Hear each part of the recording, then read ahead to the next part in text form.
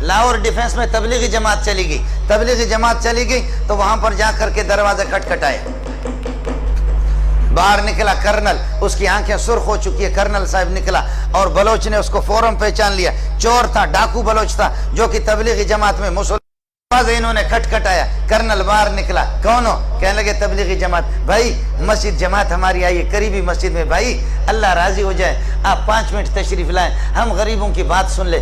Colonel نے یہاں پر امیر صاحب کو سینے میں ہاتھ دیا، ہاتھ دے کر کے دھکا دیا، کہنے لگے جاؤ جہنم میں جاؤ، فرانس میں تبلیغ کرو، برطانیہ میں تبلیغ کرو، وہاں ہندوستان میں جا کر کے، یہاں تم لوگ مجھے تبلیغ کرتے، تمہارے باپ سے زیادہ میں جانتا ہوں، تم سے زیادہ میں خدا کے حکام کو جانتا ہوں، تم لوگ کس کو تبلیغ کرتے ہو؟ جاؤ فرانس میں۔ آپ سمجھ رہے؟ ذرا سن لینا، آپ کو مزہ آئے گا۔ ارے تو نے سارا نظام کر، بیٹھ جا اپنی جگہ پر۔ کرنل صاحب نے یہاں پر سینے میں ہاتھ دے کر کے دھکا دیا امیر صاحب کو، کہنے لگے جاؤ جہنم میں، ادھر جا کر کے فرانس میں تبلیغ، مسلمانوں کو تبلیغ کرتے ہو، ہم تم سے زیادہ جانتے ہیں۔ آپ میری بات سمجھے؟ ہے بلوچ اٹھا آگے، کہا امیر صاحب ہم کو چھوڑو، امیر صاحب تم ہم کو چھوڑو۔ کہا اوے کرنل، اللہ اکبر، کہا اوے کرنل، کہا مارچ کے فلان تاریخ کو، یاد ہے آپ کو؟ مارچ کے فلان تاریخ کو کراچی سے تو 2-3 گاڑیوں میں اپنے فوجیوں سمیت، تمہاری فیملی بھی تمہارے ساتھ ہی ہے گاڑی میں، فوجی بھی 1-2 گاڑیاں آپ کے ساتھ تھیں، آپ کوئٹہ جا رہے تھے، خزدار سے جب آپ گزرے، فلان پہاڑ پر جب آپ گزرے، آپ کو یاد ہے کہ دائیں بائیں طرف پہاڑوں پر مورچوں پر لوگ بیٹھے ہوئے تھے، اور وہاں کوئی نقاب پوش، اڑے کوئی نقاب پوش تھا، اڑے تم کو یاد ہے ایسا کوئی نقاب پوش تھا؟ اڑے تم کو یاد ہے کوئی ایسا نقاب پوش تھا؟ اور جب اس نے تم لوگوں کو آواز دی، تمہارے فوجیوں کو کہا، درمیان راستے پر انہوں نے یہ ایک پتھر رکھ کر کے روڈ بلاک کیا تھا، خبردار نہیں گزرنا، فوجیوں کو کہا فوراً ہتھیار ڈالو ورنہ ہمارے بندے بیٹھے ہوئے وہاں پر گولیوں سے تمہیں چھلنی کر دیں گے۔ تمہیں یاد ہے کہ نہیں ہے؟ تمہارے ساتھ 4-5 فوجی تھے، انہوں نے ہتھیار ڈال دیا اور آ کر اڑے، ہم نے تم سے کہا تم موبائل نکالے گا، تم یہ ہے کہ پیسہ نکالے گا، تم نے تھوڑا سا اڑے گڑبڑ کیا، تمہارے منہ پہ ایک آدمی نے تھپڑ مارا نہیں مارا؟ کہنے لگے کرنل حیران ہے کہ یہ ظالم کا بچہ ایک چیز بتا رہا،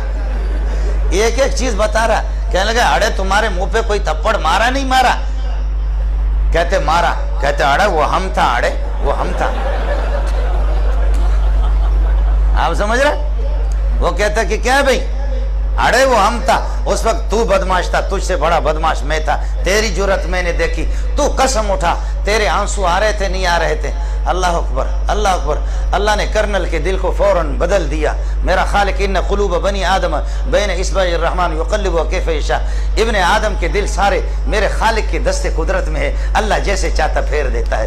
کرنل کے آنسو آگے امیر صاحب کے پاؤں پہ پڑنے لگے، کہنے لگے امیر صاحب خدا الیاس کے قبر پر نور اور رحمتوں کی بارش کر دے۔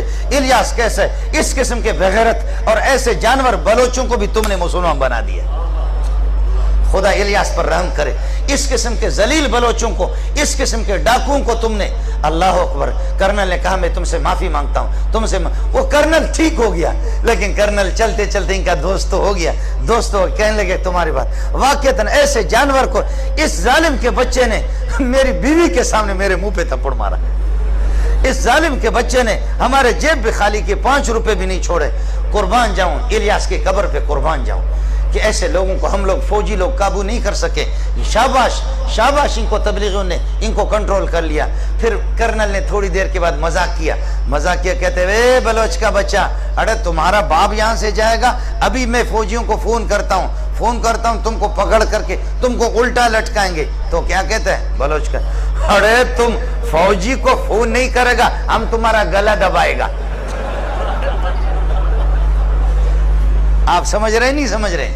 جی ہاں، یہ وہ لوگ ہیں کہ جنہوں نے واقع مجھ سے خود بیان کیا ہے، میں انشاءاللہ آپ سے ملا بھی سکتا ہوں۔ اللہ کی قسم ایسے بہت سے لوگ ہیں آج تبلیغی جماعت میں نے عرض کیا کہ 30 کروڑ سے زائد لوگ آج ایسی جگہوں میں، ایسے بیابانوں میں، بلوچستان کے صحراؤں میں، افریقہ کے جنگلات میں پہنچے، جہاں اپنے کانوں میں انگلیاں ٹھوس کر کے آسمان کی طرف دیکھ کر کے اذان دے کر کے فریاد کر کے کہتے خالقہ یہاں تو ابو بکر و عمر بھی نہیں آئے، ہم یہاں آ سکے، اتنا